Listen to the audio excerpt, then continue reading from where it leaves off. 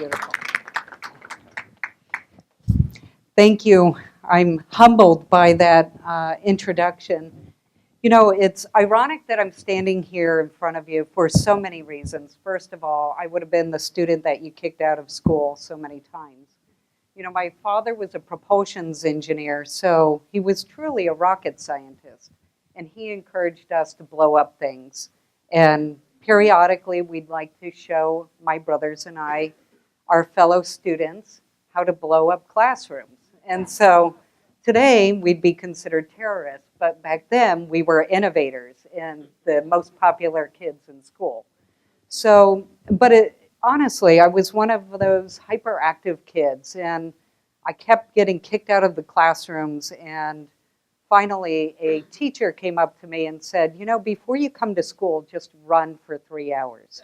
So I thought she was serious. So by the time I ended up in the Marine Corps, I had been running 13 miles a day every single day of my life. And I was already competing at a world-class level as a marathon runner.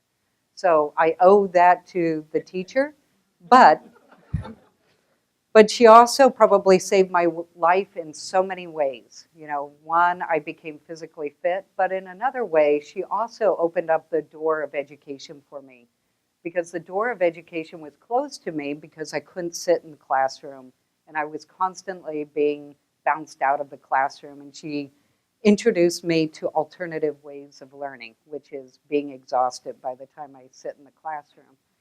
So, but to be honest, by the time I was 16, I actually went to Berkeley. I ended up in Berkeley, and I wanted to become a physician. So my goal was to become a cardiologist. Well, the problem I had at being a young student is I didn't calculate how expensive college was. So as I was starving to death, the Marine Corps knocked on the door and said, hey, you happen to have some skills in mathematics that we could use, so we'd like to recruit you. And so they ended up recruiting me and promising to pay for all of my college. You know, they probably lied to me, but they ended up paying for my college anyway. But they brought me in, and my job was actually, and I never even knew I was a great math student, but the way that they introduced math in the Marine Corps was way more interesting than going through a math book, because, you know, what you were doing was blowing up things, so I felt right at home again. So actually my job was to use mathematics to be Google Earth. So before Google, I was Google. So my job was to take a bunch of data from the CIA, reverse engineer where nuclear silos in Russia were, and reduce down the kill zone. So that we'd only kill about 5,000 people instead of 5 million people. So under that kind of pressure, I kept thinking, you know, for every decimal point I was off, the exponential death rate would go up. So with that under fire, I became in love with math. So math became sort of the way that I communicated with the world. And unbeknownst to me, it was going to help me later in life. So just like Jeff was explaining, I had this combination of being in the Marine Corps and needing to run all the time because it was my job, leveraging math all the time. And so my daily routine was to always get up and run. So one day I grabbed my dog, and while I was running or preparing to go run outside, a drunk driver was grabbing the keys to his car and leaving a bar and getting inside of his truck. So our lives intersected in an intersection where he ran a red light and I ended up underneath that car. I was saved from being killed probably because my dog took the blunt of the hit, and it severed her head, but she kept me from being dragged underneath the car. Unfortunately, my left foot got caught in the wheel well and spun my leg around. My right foot got run over, and, you know, I'll joke about that a little later, but not that it's funny, it's just, you know, I keep having body parts removed, but at that time, you know, it was devastating. So the bumper of the car hit my throat, severed that open, and I suffered from blunt chest trauma. So my life was becoming catastrophic in that second. And the only thing I remember is that it felt like a grenade went off in my head. And then the last thing I remember was trying to push myself up off the ground and feeling my life's blood pouring out of my mouth and out of my throat. I was saved because somebody, a passerby, knew how to take a big pin and stick it into the base of my throat because my mouth was a disaster and I couldn't get air into my mouth. And then at the same time, he actually put another pin through the side of my ribs because my lung had collapsed. And where your aorta comes up and behind your heart, I severed it just a little bit. So I had all of this frothy blood coming out. And by the time I ended up at the hospital, I was dead. But because of the innovations, it's interesting because I was born, all of us were born on the cusp of, and I'm going to show us some data, on the cusp of incredible technology transformations and innovations. And nobody knew that at that time they were setting me up to be able to survive many, many, many years beyond where they thought I'd live. So immediately they put me on ice. They had not done that the year previous for people who had catastrophic events. So putting me on ice and actually freezing me allowed my brain to be preserved. They didn't know that that was going to be a side effect. And it also allowed my tissues to be able to recover from this catastrophic event. And then another thing that they did was, because they didn't know how to actually fix my brain, they put me in a drug-induced coma. So they were like, we'll get to you later.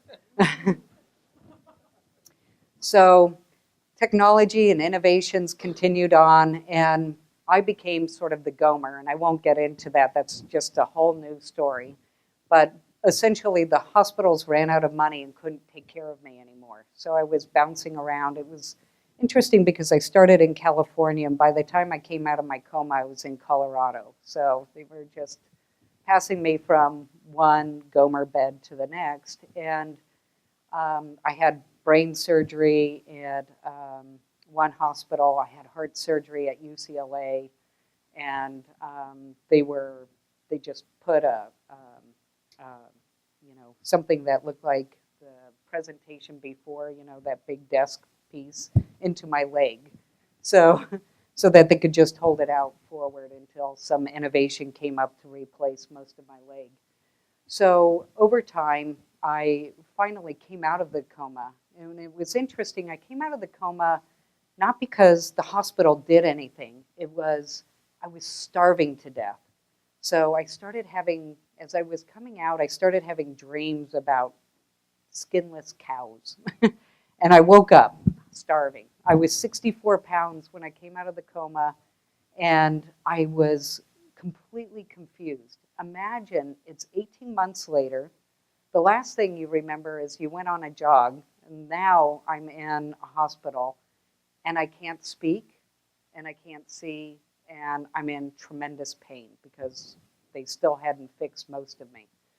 So by the time I left the hospital, I had about 50 surgeries.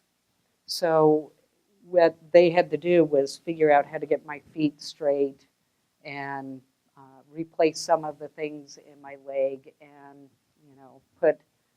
get my jaw working good enough so that I could start learning to eat, and open up the tendons in my hand so I could move my hand, and get my nose sitting on straight. So I eventually ended up with a plastic nose. So a lot of the pieces and parts of me, I think about it when I die and they cremate me. I'm going to surprise the person with these strategically placed titanium and plastic parts. And then, they'll probably just melt me down and turn me into a bicycle so that my nieces and nephews can continue to play with their aunt. So So anyway, yeah, I say this a lot to myself because I have to keep thinking that I'm kind of cyborg. You know, I was presenting to a 7th grade class, and Yumi has my bag of some of my parts. So for a while, I had my tibia was on the outside of my body, a big metal piece, and we had to wait till someone died that was my height, so that I could get a tibia. And then, you know, I had to get a lot of weird things. So I've had cow parts in me, dog parts in me, all of these failed. Human parts in me, and those failed.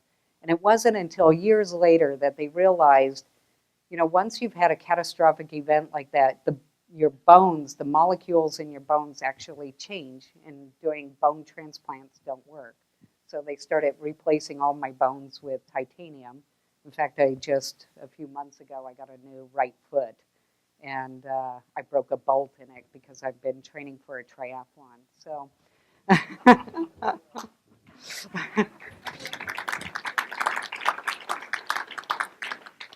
so anyway, you know, the thing that's amazing is every time that something horrible falls off of me, technology comes around and saves me.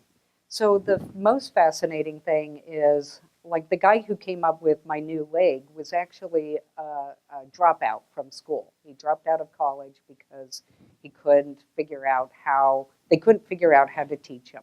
And then he ended up creating his own pathways of learning. So you think about right now, we have the opportunity of educating these incredible kids who are thinking and seeing the world in different ways. And many of us lose the opportunity to help those kids find their path. All of us have an Einstein in our classroom. And sometimes, because of the way we're educating those kids, we're not tapping in and helping to maximize their true potential. And so that became my quest. So I had to relearn everything. And it's interesting, think about all the skills and talent in this room. When I landed in a senior housing, it was the best thing that happened to me. It was because the hospitals gave up. Everybody gave up on me. And when they gave up on me, I actually had new insight. I had a new lease on life, because these people in the senior home were able to see me through new lens. They didn't see me as I'm a gomer or I can't learn, but they assessed me. Now, granted, I showed up on their doorstep. I'm 68 pounds at that point, bald. I must have looked like E.T. because I had scars everywhere. My face was still a little contorted. I still needed an eye socket. And, you know, I had a cane and hospital scrubs and donated tennis shoes and a suitcase full of medical records. So when they looked at me, I'm sure they said, we need to have an emergency meeting here. So when they left, they decided, okay, we are going to assign everybody to this kid, and we're going to figure out where our skills will work best. So they invented personalized learning. So some of the folks were able to help me with getting my speech back, learning to write, and learning Braille, and learning to walk again. Now, granted, the person who taught me how to write again happened to be a teacher with Alzheimer's, because the redundancy was good to repeat things over and over again. So that was helpful. And then, you know, the men decided to teach me to speak by bringing in humor. And so they taught me cuss words for apple. So you can only imagine what my first words were when I came back. So we'll skip over those. But also I needed a makeover. So as soon as my hair came in, I ended up letting the senior citizens design my hairdo. So I had a lot of permanence put in my hair. The scrubs were gone, and the polyester were in. So I was transformed, and not really fashionable, but it was workable. And then, but they recreated my life for me. They helped me actually get back into life. I think the biggest thing that they had to get me through was actually being able to take risks. And so what's marked my whole life now is I feel fearless because they gave me the confidence to always live on the edge, to take risks, to be an innovator, to be creative, to redefine my life over and over again. You know, every time I get a new body part, I have to figure out how to use that thing. But the most important thing for me at that time was when you're an adult and you have to relearn how to speak, it's embarrassing. Because when you're a kid, it just comes naturally. Nobody cares if you're going goo goo gaga. But when you're an adult trying to learn how to trap air, trying to move your lips again and move a throat that isn't even yours so that you can get language going, it's humiliating. And so I'd always practice alone. And it wasn't until the man got me cussing like a sailor that I started having joy in speaking again. The other thing was I suffered from post-traumatic stress disorder. How do you take a blind person and teach them to cross the street when something catastrophic and devastating happened to them? And so, you know, some of the women thought, you know, the best way to do this is to listen for a car, stick your cane out into the street, and if the car hits the cane, don't cross the street. So after about 3 or 4 canes went flying across the street, they decided we needed to invest in sending me to the Braille Institute to learn how to be a blind person. So they actually used their networking and raised money to send me to LA to become, you know, go to the Braille Institute. And then the Braille Institute really helped me gain my independence, and that was a really pivotal point for me. Not just because I gained my independence, but also it confirmed to me that I was a learner because I could learn. And then I learned that I needed to be a lifelong learner. And what's fascinating is that I learned how to be a really great blind person. I had a network. I went back to college. I had to actually teach my college professors how to communicate with me. You know, because college professors and teachers, they write stuff up on the chalkboard. And then they look around and they're like, oh God, there's a blind girl in the classroom. What do we do with this? So then I had to innovate ways for the teacher to be able to communicate with me. So I learned how to work with Berkeley Labs and create Deck Talk and Vocalize. Now our computers talk to us and we have text to voice. But back in those days, you know, we didn't have that. You'd have to have a 4x4 to carry your computer around with you. So innovation started to come along, and I had to figure out how am I going to help the sighted world actually communicate. Well, I wanted to become a surgeon still. So you should have seen all of the medical schools when I'd apply there. They'd go, what the hell is going on? But I kept going, you know, we can innovate technology so that a sighted person isn't the only ones that can do surgery, that the blind could too. So that didn't work out. Not yet. But actually what brought my sight back was I became a neuroscientist, and I thought I'd figure out the way to do this. That's where my mathematics came into play. Was I started building out calculations and algorithms to replicate how the brain works. And also I invented different neuroassessments to figure out sort of the personalized experience of the brain and how the brain is organized so that we could figure out best pathways to lesions and shrapnel. Long story short, I ended up working for the VA and helping them with kids that were being shot in the first Gulf War. Anyway, one of the biggest things that helped me after being blind for 11 years was robotic surgery. So some kid invented a tool, and I didn't do it, darn, that would allow surgeons to be able to get at a hematoma behind my left eye because I didn't trust the human hand. Because had they made a mistake, I wouldn't know my name. And after going through all of this, the irony would be to have brain injury from the surgery that brought back eyesight. So it was better for me to be a blind person than to be a sighted person at that time. And I also had a guide dog, and this is very interesting. My life was so full, and some of us as sighted people, we feel like, how can your life be full if you have a physical challenge or blindness?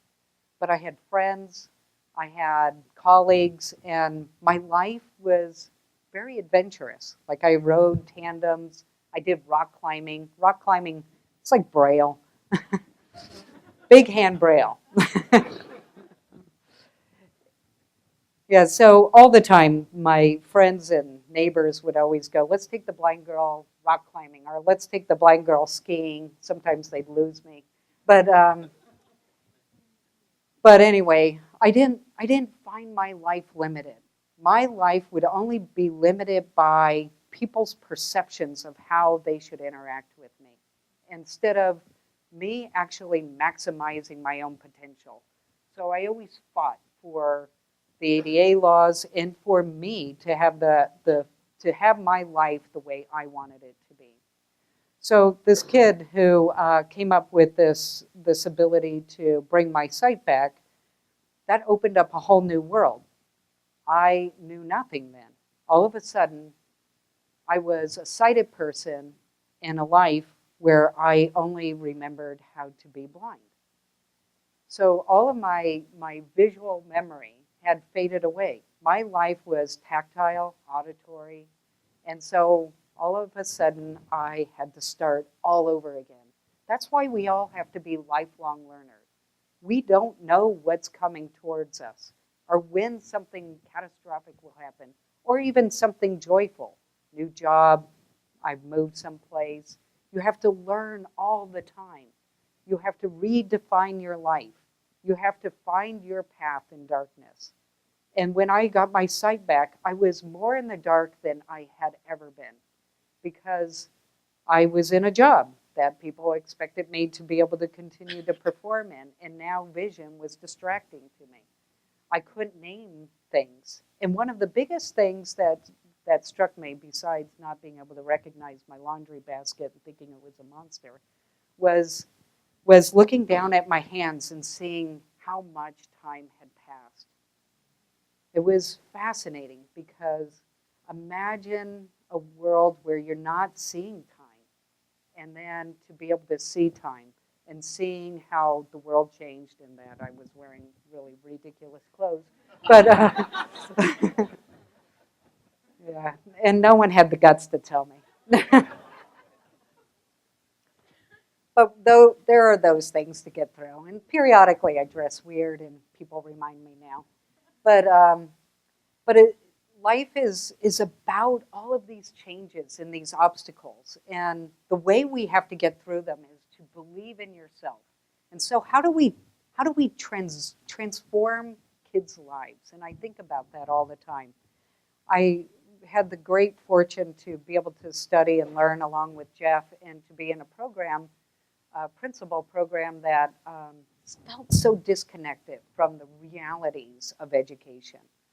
And so I was able to really think through my perception of the world and how the realities of being a blind person and the realities of becoming a sighted person are so different than how you may imagine them to be. And so I'm thrilled that Jeff is now back at Danforth, bringing a re-education, a redefinition of what education really is like, and what equity in a classroom really means. So what are we are preparing these kids for? And I have some slides, and I'm going to go over time if I get into them, but so I'll skip that. But the important thing is we're preparing kids for a future we don't know yet. And what we've done in our company is we've decided that why are we going to follow the pathways that have already been laid out there? Why why would we build yet another new learning management system when there's a gazillion of them out there that really haven't transformed anybody's life? Why would we build another assessment when there's, I forgot, last count, there's, 2,800 different assessments out there, and we're assessing our kids to death. But what about learning? How are we engaging our kids in learning? So, I decided that how do we create a technology that actually uses the metadata? There's some interesting data in my slide deck, and if any of you are interested, I'll walk you through it after my talk. But there is so much, with the speed of social change, we are creating more content and context than ever before. In fact, we're creating 5 exabytes of data and content every 2 days. That's, it's hard to count what that looks like and means. But it means that we're creating so much noise. So, I gave you my phone. But when you have your iPhone or any phone, just imagine that the sum of all human knowledge can be accessed by your phone. There are going to be 5 billion people connected on a phone in 2020. Right now, close to 3 billion people are connected. So why would we reduce learning down to a learning management system? Why can't we look at those 3 billion people as 3 billion teachers of something? Why can't we look at all that content, the sum of human knowledge, and be able to go, what if we could organize that so that we have lifelong learning anywhere, anytime? What if we could actually turn all of us into educators and go beyond what we know now? And every time that we connect and we create those thinkings, that knowledge, we actually can solve big real world problems. And I'm going to leave you with a couple more thoughts, big ideas. Have any of you read the Foldit research?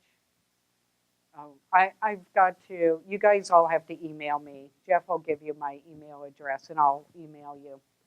But there's this research that came out of UW, of course, I'm biased. But the Gates Foundation had funded it. And what's fascinating about it is these professors created this really ugly game. They wanted to gamify it, but what do scientists do? Create ugly things. But it's not how ugly it was. It was that their premise was, can people connected together, collaborating together, actually solve problems better than a computer? And so it started out, they were taking novices, high school kids, grandmothers knitting, and pulled together some questions in cellular biology. And they went, can we teach these folks some cellular biology pretty quickly? So the 40 people turned to 700 people, and the 700 to 40,000 people, and then 70,000 people. Now these people are competing with double doctorates at Stanford, competing with the University of Geneva, and killing them, because people are going, I don't know how to solve this. Would you know how to solve this? And then they're all collaborating. This group has become so powerful that they are able to predict how proteins will fold. And now they have them solving the HIV virus. Imagine what we could do if we can connect all of us together and to be able to and think about if we have our kids connected to real world problems, how engaged they'd be. If they are participating in solving things, how engaged they would be collaborating around really learning to solve a problem. We have a lot of problems. It's not just my body parts falling off and I have to keep replacing them fast enough. In fact, I'm looking for a new pancreas. The issue is that we have global warming happening, and whether we want to admit to it or not, it's a problem. We're running out of water. My platform's being used in Singapore right now, and Singapore almost went to war with Malaysia because Malaysia said, we're cutting you off from water. And Singapore said, we will we have better innovations than you do. So wars are starting to brew because of water. And we must solve these problems. The power of what this Foldit had done was inspired me. It inspired me to think about how powerful metadata is. Metadata is the data about data. So all of this content that's floating around have these little cues tied to them that give you understanding of how that content's being used and context. So when people are interacting with content, it changes that content and creates new metadata. And so the new resources, the future of the world will be around metadata. And then when you start thinking about how all of these computer systems can connect together, instead of being isolated proprietary systems, these APIs can connect with each other. Now all of a sudden, that metadata and the context with how we collaborate together can help us really be able to tie this information together to solve problems. And so our platform isn't about, yet another proprietary closed down system, but how do we open up learning? How do we bring learning to all the edges of the world? How do we untap the human potential? We need to uncap our own potential and really believe in how we can maximize us as humans. And so I'm leaving you with that challenge of how you're going to open up and uncap the learning in all of your classrooms for all of us. So anyway, thank you so much for your time.